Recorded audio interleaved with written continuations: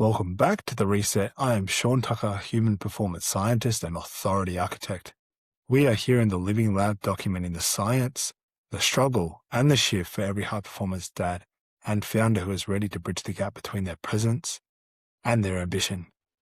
Today, we're in the Living Lab discussing whether or not you should take action when you don't feel good, or when you feel good, you should take action. I say do both. Action happens anyway, whether it's thought, whether it's actually moving your body, or whether it's working on an email or whatever it is. Taking action will always put you in a better position if you took no action at all. Taking action is also meditating. Taking action is thought form. It is experiencing the feelings. It's just not avoiding what it is you're supposed to do. And maybe your process is exactly that.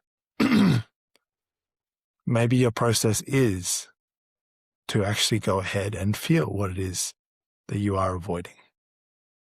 I don't know. This is a hard thing because it is a bit of a predicament.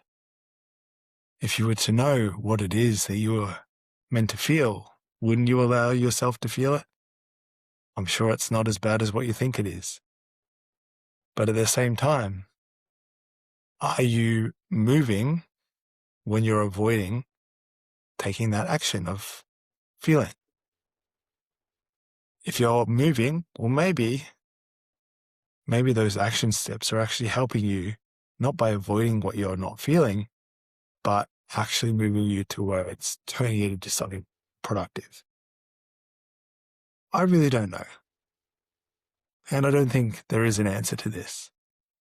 I think really the key is learning to trust your own inner self, learning to trust that gut instinct or that message that comes from within yourself that says, keep going, stop, this doesn't feel right, whatever it is for you. How do you turn that on? Well, you get quiet. You learn to get very quiet. And you filter out the noise, because at some point you will hear these things coming from outside. They'll come in the forms of people. They come in the forms of friends, people that you meet on the street, friends that you have around you, colleagues, networking people, you name it. These people will remind you and deliver messages to you that are meant for you at that right moment. Because you can only hear what you're meant to hear. And I guess the key is, how do you go a little bit further in and hear what isn't coming from outside, but is coming from within inside yourself? I think this is the key part.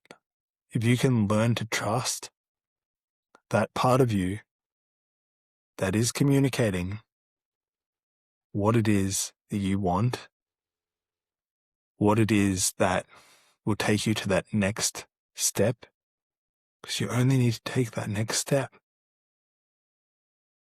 then you need to get quiet. Really quiet.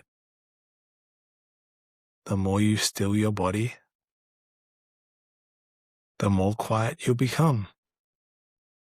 When I'm talking about being quiet, I'm not talking about you speaking words. I'm talking about your mind becoming. Those thoughts slow down. What's interesting is the thoughts get louder the more still you become, until you hit a point where there's nothing but. How long does that take? 1 moment. That moment could take a lifetime. It could take several lifetimes to reach. But when it comes, you better be ready for it, because it's been waiting for you. I don't know if this episode has been helpful, but if it has, share it with one person. That brings us to the end of the episode of The Reset. If you're ready to stop being a passenger in your own life and start being the architect of your legacy, make sure you comment the word reset, and I'll send you the 7-day integrity reset. Remember that most people wait for their life to change. We architect our choice. Change your state, choose how you show up. I am Sean Tucker. I will see you in the next one.